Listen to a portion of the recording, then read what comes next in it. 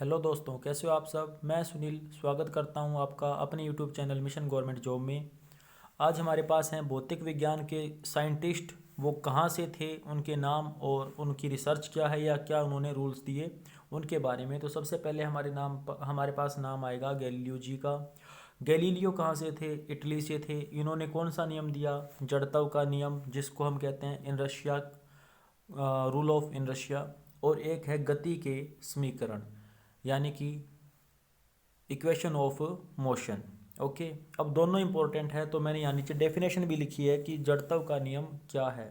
जड़त्व के नियम को हम क्या बोल सकते हैं? न्यूटन की गति का पहला नियम भी बोल सकते हैं। अच्छा, ये रूल अब क्या कहता है? ये रूल कहता है यदि कोई वस्तु विराम में है, यानी विराम अवस्था में है, रेस्ट में है, तो वो विराम में ही रहेगी। या जो वस्तु गति में है तो वो गति में ही रहेगी। कब तक? जब तक उस पर कोई बाह्य बल यानी एक्सटर्नल फोर्स नहीं लगाया जाता। इसको क्या कहते हैं? हम जड़त्व का नियम कहते हैं। अब जो जड़त्व है वो तीन प्रकार का होता है हमारे पास। एक होता है विराम जड़त्व, एक होता है हमारे पास गति जड़त्व, और एक होता है दिशा जड़त्व। ठीक है, तो इनके एग्जाम्पल भी अलग अलग होते हैं। जैसे कोई बस पहले रेस्ट में थी, हम उसके अंदर बैठे थे, बस से एकदम से चलती है और हमें झटका लगता है, हम आगे की तरफ जाते हैं। ठीक है, आगे जाते हैं या पीछे जाते हैं? रुकी हुई बस है, वो एकदम से चलती है अचानक से, तो हम आगे जाएंगे या पीछे जाएंगे? पीछे जाते हैं। पीछे जाते हैं तो क्यों जाते हैं? वो होता है जड़त्व, विराम जड़त्व के कारण। ओके, दूसरा एग्जांपल ले लो। बस चल रही है और वो अचानक से रुकती है तो हम एकदम आगे की तरफ गिरते हैं। वो किस वजह से होता है? गति जड़त्व के कारण, क्योंकि हमारी पूरी बॉडी मोशन में होती है। जैसे ही बस ब्रेक लगाती है तो हमारा जो लोअर पार्ट है, यानी हमारी लेग्स है, वो एकदम से रेस्ट में आ जाती हैं, लेकिन अपर पार्ट है वो मोशन में होता है, इसलिए हम ऊपर वाले हिस्से से आगे की तरफ जाते हैं। ठीक है। अच्छा, इन्होंने साथ में क्या दिया? गति के समीकरण भी दिए। कौन से समीकरण दिए? तीन समीकरण है, यहाँ से क्वेश्चन बनता ही बनता है। एक न्यूमेरिकल पक्का आएगा, बेशक आपके हरियाणा में आ जाए, रेलवे में आ जाए, एसएससी में आ जाए, कहीं भी आए, पक्का आएगा, कर लीजिए। पहली इक्वेशन हमारे पास v equal to u plus a t. अब v क्या है? v का मतलब है फाइनल वेलोसिटी, या हिंदी में कहें तो अंतिम वेग। लिखना है तो लिख लीजिए, v का मतलब है अंतिम वेग, u का मतलब है इनिशियल वेलोसिटी या फिर आरंभिक वेग या प्रारंभिक वेग कितना है। a का मतलब है एक्सेलरेशन। एक्सेलरेशन का मतलब होता है जो हम रेस देते हैं, हमारा जो एक्सेलरेटर होता है उसकी बात करते हैं। एक्सेलरेशन को किस में मापा जाता है? एक्सेलरेशन का जो यूनिट होता है वो क्या होगा? मीटर पर सेकंड स्क्वायर होता है, भी याद रखना। और जो चाल होती है उसका क्या होता है? मीटर पर सेकंड ये होता है। ठीक है, टी का मतलब आपका टाइम आ जाएगा। ओके, नेक्स्ट इक्वेशन देखिए दूसरी। S equal to u t plus में हाफ ए टी स्क्वेयर। ठीक है, तो यहाँ पे यू वही है आरंभिक वेग, टी का मतलब वही टाइम हो जाएगा, टी का मतलब यहाँ भी टाइम है, ए का मतलब एक्सेलरेशन हो जाएगा। तो एस क्या चीज़ है? एस चीज़ है, एस का मतलब है एक प्रकार की दूरी है। कौन सी? टी समय में तय की गई दूरी, कि किसी व्हीकल ने टी टाइम में कितनी दूरी तय की, वो क्या है? एस। थर्ड इक्वेशन है भैया आपके पास V square equal to U square plus में टू ए एस। ठीक है, तो यहाँ भी v का मतलब इनिशियल फाइनल वेलोसिटी, u का मतलब इनिशियल वेलोसिटी, a का मतलब एक्सेलरेशन, s का मतलब क्या हो जाएगा? t टाइम में कवर की गई डिस्टेंस। ओके, तो ये सारा काम किसने किया था? हमारे गैलीलियो जी ने इटली बैठे बैठे कर दिया, जिसकी वजह से आज आप लोग यहाँ पे ये रूल्स वगैरह पढ़ रहे हो। जो साइंस के स्टूडेंट हैं उनको बड़ा अच्छा लग रहा है, समझ भी आ रहा है, और जो साइंस के नहीं हैं वो यही सोच रहे हैं कि गैलीलियो ने आविष्कार तो किया लेकिन हम क्यों याद कर रहे हैं। ओके, तो हमें याद करना पड़ेगा क्योंकि हमें चाहिए गवर्नमेंट सर्विस। तो चलिए नेक्स्ट पे चलते हैं फिर अपन। नेक्स्ट है हमारे पास न्यूटन, इसाक न्यूटन। ये कहाँ से थे? इंग्लैंड से। इनको तो बड़ी अच्छी तरह जानते हो आप। तो इन्होंने दो नियम दे दिए हमारे पास। क्या? एक तो दिया सार्वत्रिक गुरुत्वाकर्षण का नियम, यूनिवर्सल ग्रेविटेशनल रूल, और दूसरा दिया गति के नियम। अच्छा, गैलीलियो जी ने क्या दिया था? गति की समीकरण दी थी, और न्यूटन जी ने क्या कर दिया? इनके नियम बना के रख दिए। ठीक है, तो चलिए पढ़ते हैं फिर इनको वन बाय वन। सबसे पहले आता है भी न्यूटन का पहला नियम। न्यूटन का पहला नियम क्या कहता है, ये जड़त्व वाला ही है जो गैलीलियो का नियम था, सेम वही डेफिनेशन है। यदि कोई वस्तु विराम अवस्था में है तो वो विराम में ही रहेगी, या गति में है तो गति अवस्था में ही रहेगी। कब तक, जब तक उसके ऊपर कोई बाह्य बल ना लगाया जाए। इसे जड़त्व या गैलीलियो का नियम भी कहते हैं। अच्छा एग्जाम्पल क्या है इसका, एग्जाम्पल है पेड़ को हिलाने पर फलों का टूटकर नीचे गिरना। कारण क्या है, पेड़ भी स्थिर खड़ा है, पेड़ की जो टहनी है वो स्थिर खड़ी है, विराम अवस्था में है। फल भी क्या है, विराम अवस्था में है। अचानक से हमने टहनी हिला दी, टहनी क्या होगी, गति में आ गई, ठीक है। लेकिन फल क्या थे, विराम अवस्था में थे, जैसे झटका लगा वो नीचे गिर गए। सेम वही बात है, बस एकदम से चलती है, हम पीछे की तरफ जाते हैं, वही बात यहाँ पे हो रही है। तो ये किसका एग्जाम्पल बन गया आपके पास, विराम जड़त्व का, या फिर आप इसको कह सकते हो न्यूटन का पहला नियम, ठीक है। और कई बार है ना, नीचे क्वेश्चन में ऑप्शन आ जाते हैं कि निम्नलिखित में से कौन सा न्यूटन के पहले नियम का पालन नहीं करता। तो हमें वो चीज़ समझ आनी जरूरी है, रट्टा मत मारना कहीं आप एक एग्जाम्पल का रट्टा मार लो, ऑप्शन में कुछ और आ गया, हमारा एक नंबर गया, ठीक है। नेक्स्ट देखिए, एक नाम आता है रेखीय संवेग। अब इसको दूसरा नियम मत कह देना, दूसरा नियम नहीं है, अभी तक मैंने सिर्फ न्यूटन का एक नियम करवाया है। ये एक हमारे पास क्या है, टर्म आई है बीच में, जिसका हम यूज करेंगे कहाँ पे, सेकंड लॉ ऑफ मोशन के अंदर, या फिर न्यूटन के सेकंड रूल के अंदर इसका यूज करेंगे। रेखीय संवेग को हम क्या बोल देते हैं, लीनियर मोमेंटम डिनोट करते हैं इसको छोटे पी से। तो ये क्या कहता है, किसी वस्तु के द्रव्यमान, या द्रव्यमान को बोल देते हैं मास, किसी वस्तु के द्रव्यमान तथा रेखीय वेग लीनियर वेलोसिटी के गुणनफल को उस वस्तु का हम क्या कहते हैं, संवेग कहते हैं। और ये एक सदिश राशि है, मैंने कल भी बताया था सदिश और अदिश राशि क्या होती है। तो यहाँ पे क्या आ जाएगा, रेखीय संवेग की डेफिनेशन हमने पढ़ ली। अच्छा, इस डेफिनेशन को हमने लिख दिया मैथमेटिकल फॉर्म में, momentum equal to mass into velocity, या फिर द्रव्यमान गुणा में वेग m इंटू वी। ओके, और इसका मात्रक क्या हो जाएगा हमारे पास, रेलवे वाले तो बहुत पूछते हैं भाई, मात्रक जरूर कर लेना। मात्रक होगा किलोग्राम मीटर पर सेकंड, और इसको डिनोट करते हैं kg/ms। ओके, और इसका डायमेंशनल फॉर्मूला क्या है, mLT-1। नेक्स्ट देखो, इसमें अब आएगा हमारे पास न्यूटन का सेकंड लॉ।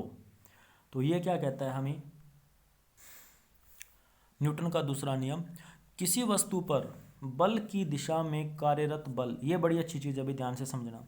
किसी वस्तु पर बल की दिशा में कार्यरत बल, आप सोच सकते हो कि एक जो क्रिकेट के अंदर फील्डर होता है और जो कैच ले रहा होता है, वो क्या करता है, जिस दिशा में बॉल जा रही होती है उसी दिशा में अपने हाथ पीछे की तरफ खींचता है।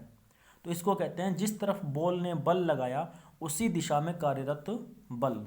आई थिंक आपको समझ आ गया होगा। तो अब पढ़ते हैं इसको, क्या कहता है, किसी वस्तु पर बल की दिशा में कार्यरत बल वस्तु के संवेग में परिवर्तन की दर के अनुकर्मा अनुपाती, इसको इंग्लिश में कहते हैं भी डायरेक्टली प्रोपोर्शनल होता है।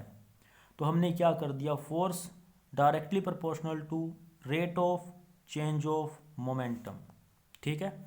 एग्जांपल मैंने आपको यहाँ दे रखा है, एक क्रिकेट खिलाड़ी गेंद को कैच करते समय हाथ पीछे की तरफ खींचता है। तो जिस दिशा में बॉल जा रही है, या जिस दिशा में बॉल ने बल लगा रखा है, उसी दिशा में हम हाथ से बल लगा के उस गेंद को रोकते हैं, यानी हाथों को पीछे की तरफ खींचते भी हैं। क्यों खींचते हैं, क्योंकि जो मोमेंटम है वो कम हो जाए। इसको हम क्या कहते हैं, न्यूटन का दूसरा नियम कहते हैं। ओके, तीसरा नियम तो देखो भाई आप सबको आता है, कोई बड़ी बात नहीं है। न्यूटन का तीसरा नियम क्या है, प्रत्येक क्रिया के बराबर परंतु विपरीत दिशा में एक प्रतिक्रिया होती है। Means every action has equal and opposite reaction. एक टर्म और आ गई हमारे पास, आवेग। आवेग क्या होता है, संवेग में परिवर्तन, या फिर इसको क्या कहते हैं, बल गुणा में समय अंतराल। ये हमारे पास इसका फॉर्मूला बन जाएगा। नेक्स्ट देखिए, अच्छा अब आपको पीछे मैंने बताया था, एक बार थोड़ा मैं पीछे लेके चलता हूँ आपको।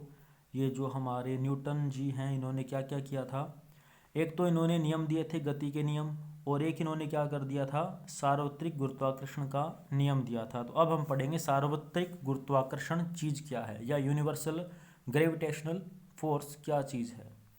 तो चलिए करते हैं फिर इसमें क्या चीज़ है ये। ओके, सार्वत्रिक गुरुत्वाकर्षण का नियम, एक छोटी सी डेफिनेशन है, टेंशन मत लेना, उलझना नहीं है, आराम से समझ लेना। ओके, तो इसके लिए इसने क्या कहा, इस नियम के अनुसार किन्हीं दो कणों के मध्य कार्य करने वाला बल।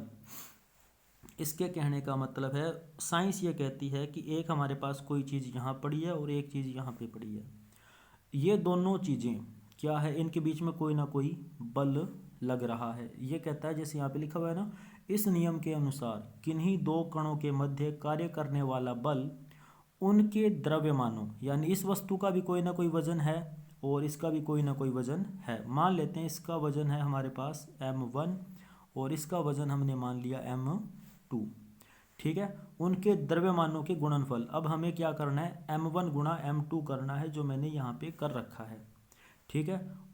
उनके गुणनफलों के अनुक्रमानुपाती, अनुक्रमांक का मतलब है डायरेक्टली प्रोपोर्शनल, और उनके बीच की दूरी, उनके बीच की ये जो दूरी है इसकी बात कर रहे हैं, जिसको आप r मान लेते हैं, उनकी बीच की दूरी के वर्ग यानी कि r का स्क्वायर, और इसके क्या हो जाएगी, व्युत्क्रमानुपाती यानी इन्वर्सली प्रोपोर्शनल हो जाएगी। तो यहाँ पे फोर्स को क्या लिख सकते हैं आप, ये मैंने यहाँ लिखा हुआ है, सारा क्लियर कर देता हूँ। अब देखिए ये वाली चीज़, हमारे पास दो कण थे, दोनों में से एक का वजन क्या था, m1 है, दूसरे का वजन क्या था, m2 है। इनके बीच की दूरी क्या बोली गई, हमें लेनी है r, ठीक है। अब इन दोनों की करनी है गुणा, तो ठीक है, यहाँ ऊपर गुणा कर रखी है m1 गुणा m2। फिर कहता है कि इसके डायरेक्टली प्रोपोर्शनल है, तो ठीक है, डायरेक्टली प्रोपोर्शनल आ गया इसके m1 गुणा m2। और इनके बीच की दूरी का जो स्क्वायर है वो क्या होगा, इस पर लगने वाले बल के इन्वर्सली प्रोपोर्शनल होगा। तो पहले इस दूरी का स्क्वायर किया और फिर इसको इन्वर्सली प्रोपोर्शनल यानी इनके बटे में ही रखना था, तो हमने बटे में रख दिया, ये इसका फॉर्मूला बन गया। अब जब भी ये जो साइन है ना इन्वर्सली प्रोपोर्शनल का, इसको हटाते हैं, इसको बोलते हैं साइन को कांस्टेंट ऑफ प्रोपोर्शनलिटी, ठीक है। इस साइन का नाम है कांस्टेंट ऑफ प्रोपोर्शनलिटी, और जब इसको हटाकर इक्वल टू का साइन लगाएंगे तो हमारे पास क्या आ जाएगा, एक ये जी आ जाएगा। इस जी को बोला जाता है भी सार्वत्रिक गुरुत्वाकर्षण नियतांक, ठीक है, सार्वत्रिक गुरुत्वाकर्षण नियतांक, या इस जी को हम सिंपल क्या बोल देते हैं, समानुपाती नियतांक बोल देते हैं। तो अब याद रखना, एक तो इस जी की वैल्यू होगी और एक होती है छोटे जी की, जिसको हम बोलते हैं एक्सेलरेशन ड्यू टू ग्रेविटी, ठीक है। गुरुत्वीय त्वरण के लिए छोटा जी आता है, और अगर सार्वत्रिक गुरुत्वाकर्षण नियतांक की बात करें तो ये बड़ा जी आपके पास आएगा। दोनों की वैल्यू अलग अलग होती है। अब इनकी वैल्यू क्या है, इस जी की वैल्यू होती है अभी 6.67 गुणा 10⁻11 न्यूटन मीटर स्क्वायर पर kg square, newton metre square पर केजी स्क्वायर, ठीक है। और जो हमारे पास छोटा जी होता है, इसकी वैल्यू तो आप सबको पता है 9.8 मीटर पर सेकंड स्क्वायर। अच्छा, यहाँ मीटर पर सेकंड स्क्वायर आएगा। अभी कई बच्चे क्या करते हैं, 9.8 का रट्टा मार लेते हैं कि बाकी तो आपको वहाँ देख के अंदाजा आ जाएगा, 9.8 देखेंगे और निशान लगा देंगे। तो ये भी आजकल समझदार हो गए हैं सारे, जो पेपर सेट कर रहे हैं वो क्या करते हैं, 9.8 चारों ऑप्शन में आपको क्या करेगा, चारों ऑप्शन में हमें दे देगा 9.8, 9.8, 9.8 और 9.8। अब एक के साथ दे दिया मीटर पर सेकंड, एक के साथ दे दिया मीटर स्क्वायर पर सेकंड, तीसरे के साथ दे दिया मीटर स्क्वायर पर सेकंड स्क्वायर, और चौथे के साथ दे दिया मीटर पर सेकंड स्क्वायर। अब बताओ देखकर क्या याद आएगा, हमें कुछ भी याद नहीं आएगा। तो एक काम करना, या तो इनको करना ही मत, ठीक है, भौतिक विज्ञान में खासकर, या तो वैल्यू याद करना मत, करो तो उनके जो यूनिट होते हैं पीछे जो भी लगे होते हैं उनको पूरा पूरा अच्छे से याद करना। अगर ये वैल्यू आप एक बार याद कर रहे हो तो इन यूनिट्स को 2 बार याद करना, तब जाके बात बनेगी। ओके, तो ये थी दोस्तों हमारी आज की वीडियो। अगर अच्छी लगे तो please like, share, comment and subscribe. Thank you.